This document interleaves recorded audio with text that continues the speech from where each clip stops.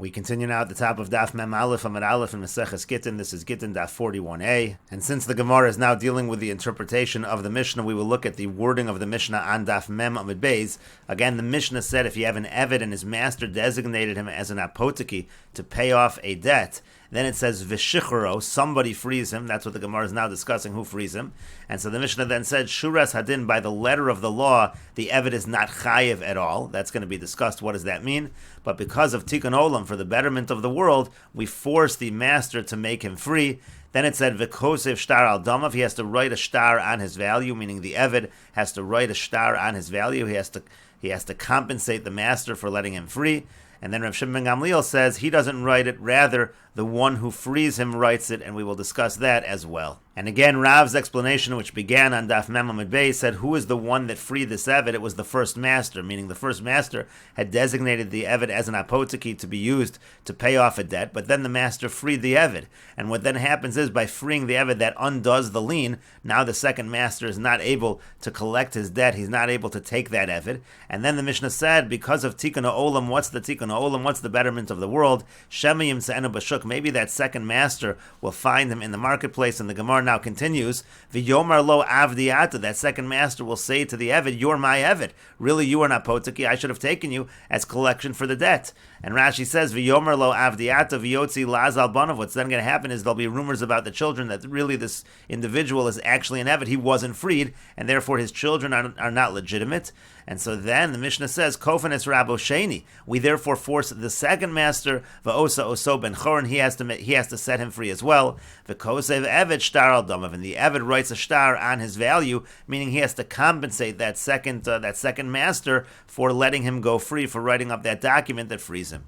Rav Shimon ben Gamliel says, Ein ha'Eved kosev. It's not the Eved that writes up that document, meaning the Eved doesn't owe any money to the second master. Ela Meshachar kosev. It's actually the one who freed him, meaning the first master, he's the one that owes money to the second master because he essentially ruined that apoteki. As Rashi says, Ela ha'Meshachar kosev shtar lebal chovo al damav. The Meshachar writes a shtar to the creditor, hoel v'hizik shibuda yishalim lo, because he essentially damaged the lien, and therefore he has to pay him back. That is the approach of Rav in the understanding of the Mishnah.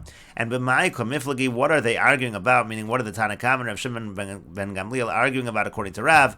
B'mazik shibudo shel chavero komiflagi. They're arguing about this exact issue. What if a person damages the lien of his friend? Demar savar chayev, umar savar potter, and one says chayev, and one says potter. And so again, that's why Rav Shimon ben Gamliel says the Meshachar, he's the one that's chayev. Mazik shibudo shel chavero is chayev. That's why he has to write up this document. He owes money to the second master, and again, according to the Tanakama, it is the Eved himself who is going to owe that money. And the Gemara continues, Itmar Nami was stated as well, Hamazik shibudo shel chaver, if somebody damages the shibud, damages the lien of his friend, Bonu lemachlokis, Rabbi Shimon ben Gamliel v'Rabbanan. That is the machlokis between Rabbi Shimon ben Gamliel and the Rabbanan in our Mishnah.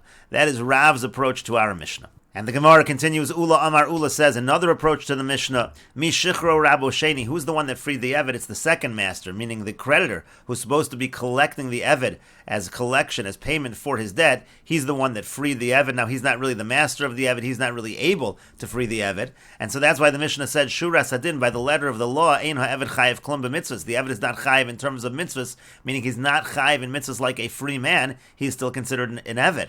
Elam Tikkun Olam, but for the betterment of the world, Sharei Yatza Olav Shem ben Choron, because now the word has spread that he is a free man. Kofen es Rabo Rishon v'oso so ben Choron. We force the first master to set him free. V'chosev shtar al damav, and then the Eved has to write a shtar because he now owes money to the first master because he was set free. The master set him free, and he has to pay back that first master. Rabbi Shimon ben Gamliel Rabbi Shimon ben Gamliel says, Eino kosev ela meshachar kosev. It's not the Eved that needs to write a note of debt to the first master. It's the one who set him free. That second master, he's the one that caused that the first master had to free the Eved. He caused this loss of money to the first master, so he's the one that owes money to the first master.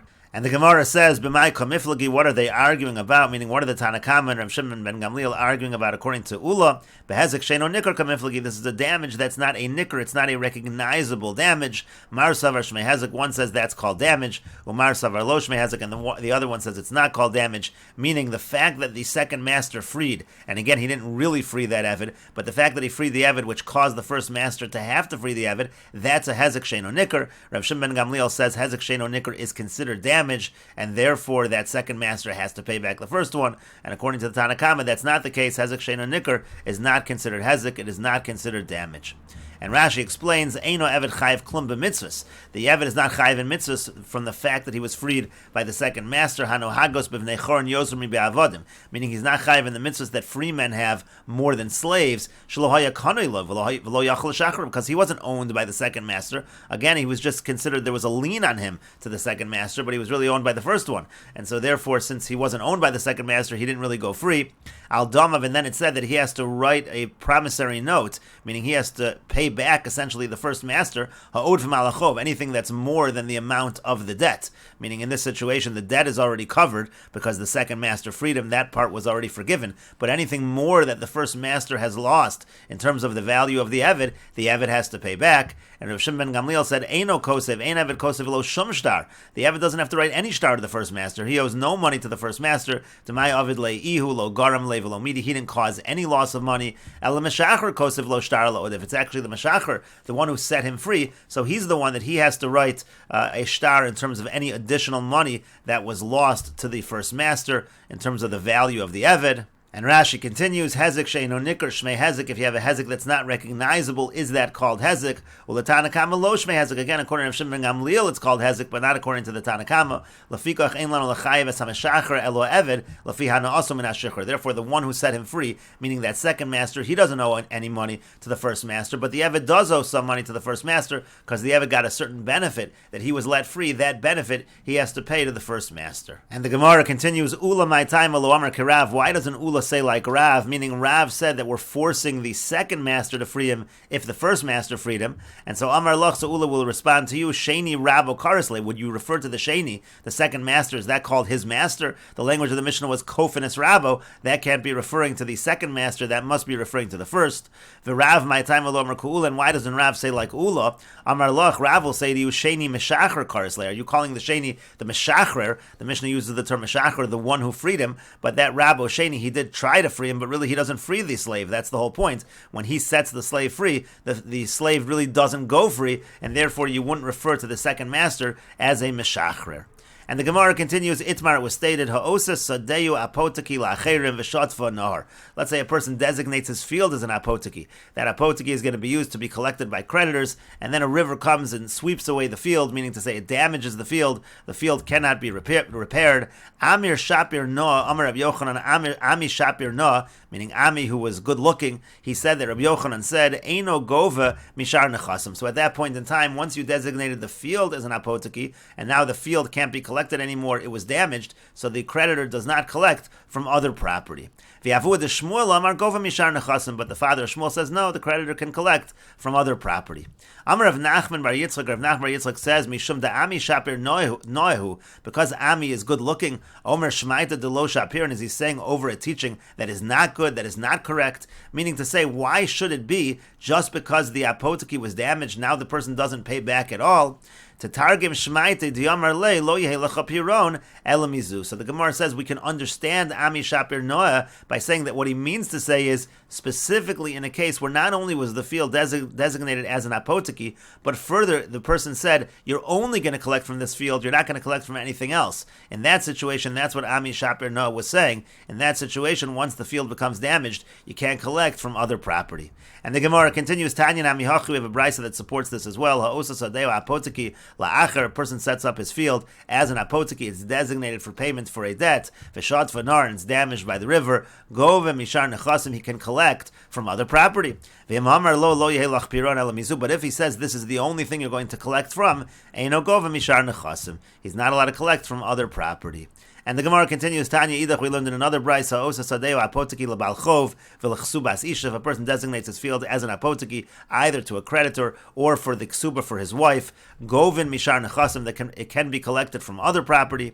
Rav Shimon ben Gamliel, Rav Shimon ben Gamliel says, Bal chov gova mishar nechasim. A creditor, he collects from other property. But isha, but the wife, eina gova mishar nechasim, she doesn't collect from other property. She'in darka shalisha lechazer al batei dinim, because it's not the way of a woman to go after the courts to find these other properties. And Rashi explains, Govin mishar nechasim, what does that mean? Kilomar im yirtza mocher es elu, vehein govin min ashar. What that really means to say over here in this other brisa is, the person who designated the apoteki, if he wants, he can sell off the apoteki, and they'll collect from other property. But then the other opinion, Rav Shimon ben Gamliel's opinion, was when it comes to the ksubas isha, that's not true. Ein a gova mishar nechasim lefi shein darka shalisha lechazra al batei dinim. She doesn't collect from other property. What that means is as follows: Kolomar davka hitila achrayas ksubasa al sadazu. Means when it comes to ksubas isha, the achrayas, the lien for the ksuba, is only on this property. Ve'almanas kei nisas, and that was the condition of the marriage. V'lo shiu kol nechas of achroinla. Not that all of the property, there should be a lien on all the property. V'lo teida alezel lechazer.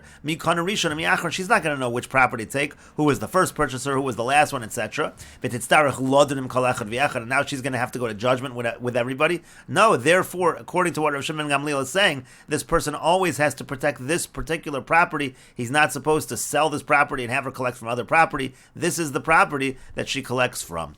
And the Gemara continues with the Mishnah, Misha Chetzio Eved v'Chetzio Ben Choron, if somebody is half slave and half free. Rashi says, Misha Chetzio Eved Kagon Shayu Beis Achin or Beis Shutfin, v'Shichur Echad Eschalko. For example, the Eved is owned by two brothers, or he's owned by two partners, and one of them frees his portion, so that's why he's a half Eved, half free. So the halacha is, Oved es Rabba Yom Echad v'es Atzmo Yom Echad Divrei Beis Hillel. He serves his master for one day, and then the other day he can work for himself. That's what it means when he is half Eved, half free. Again, Divrei Beis Hillel, that's the opinion of Beis Hillel.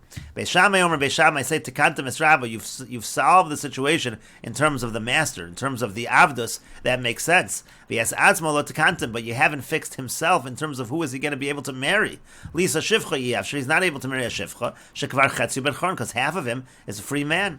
And Rashi says, Tekantam es Rabba Sheino Chasar Kulam, the master hasn't lost, but Lisa Shivcha Eno Yachol Mim Neitzad Cheirish Shabo, he can't marry a Shivcha because he's half free. And we will continue with this discussion in the next video on Daf Mem Aleph Amud Beis.